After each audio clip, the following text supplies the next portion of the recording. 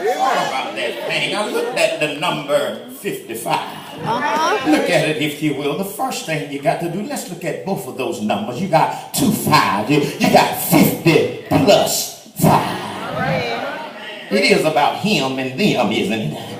Look, when I looked at it, the first thing I looked at was the number 50. The number 50 represents the Pentecost. Or do I have any church folk up here? You do remember the Pentecost, don't you? The Bible says when the day of Pentecost had fully come, they was in one place and they was on one accord. But not only was you see the 50, but I also saw there was 5 more. I wish I had some. Somebody know where I'm going with this thing. If you are a Bible reader, you will know that the number 5 stands for grace. Are y'all reading with me? And Sister Han, I heard other folk talk about it. There was a whole lot of days that you had to extend some grace. There was a whole lot of time you had to extend some mercy. So when you look at it, if you will, a Pentecostal and a graceful experience, now you understand how and why they was able to make it together for so long. He wasn't able to occupy himself by serving his country. But look at the text, if you will. After the military, he realized that in order to take care of the love of his life, he had to work.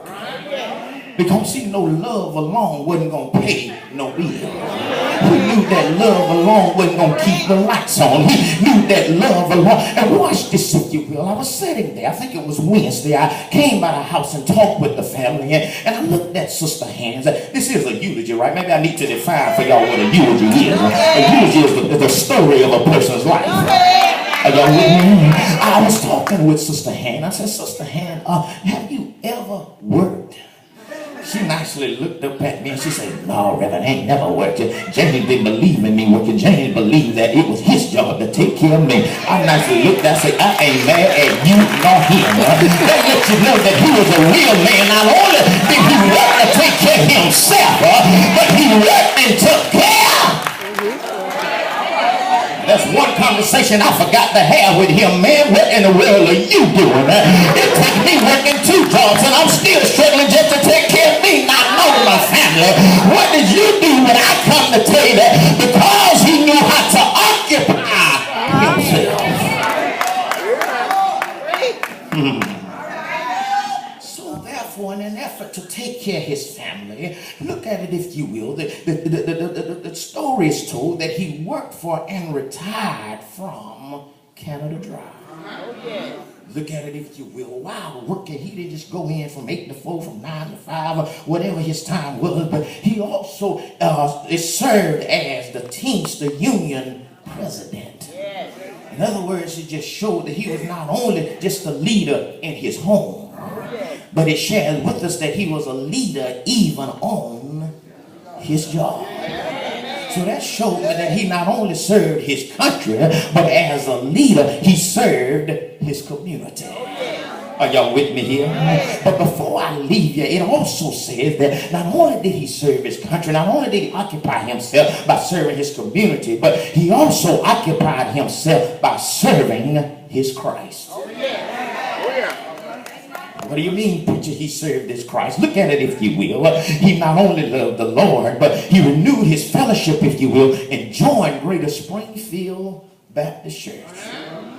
It is evident that he knew that if you go in the vineyard and work, whatever is right, God would pay. Because as we sat there, they began to share with me how he used to just get in the choir, began to sing one of his favorite songs, and the song would get so good to him that he would wrap his head back and close his eyes. I wish I had some hippie here, and go to singing his song. And let me know that at that time he was conversing, he was communicating with the angels in heaven. Anybody ever just found you a song that just got so good to you till you forgot about who was all around you, who was looking at you, who was panting, who wasn't panting? It didn't matter who was standing up, who was sitting down. But at that time, it wasn't about you and them, but it was all about you and God. So he occupied himself. himself, look at it if you will, by serving in choir number 2 and served as chairman of the deacon board for, I believe, 30, right at 30 years. Yeah. Can't park there. But I could if I had to. 29, right at 30 years, served as chairman, having to deal with God's people.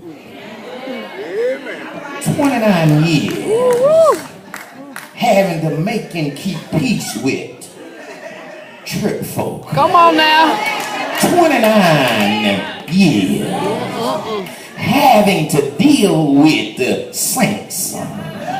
I wish I had some help up in here, because if the truth be told, you can't find members that will commit for 29 years just being a member. And I know 29 years of serving in such a position. I wish I had some help in here. Not only did you have to keep the preacher off the people, but he had to keep the people off the preacher. I wish I had some help. So that let me know that he had to occupy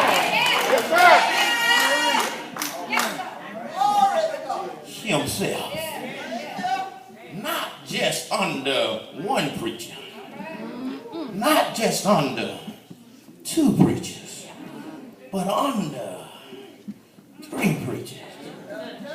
Now I heard how Reverend Whitfield was. I got a glimpse of how Reverend Woods was, but I know how I am. I wish I had some help in here.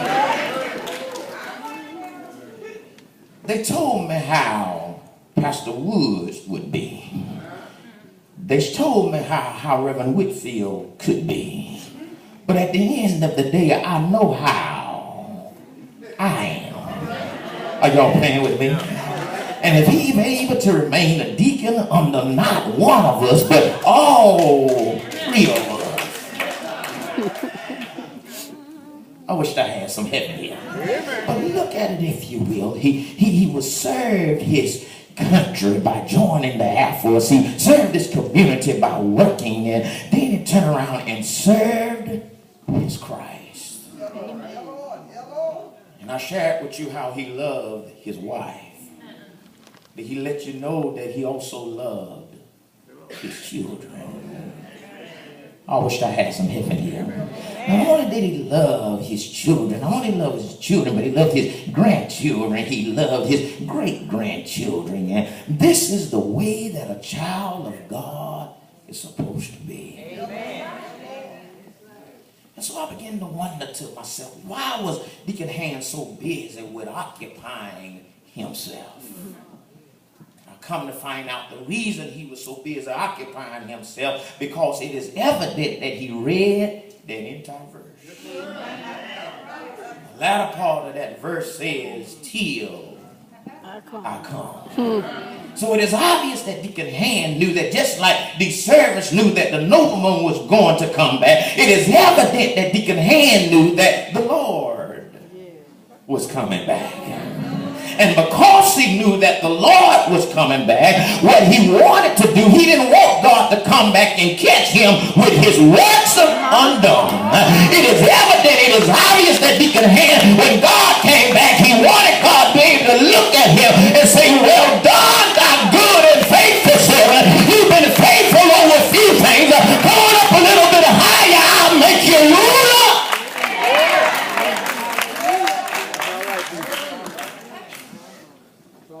Didn't get there in time last Friday night.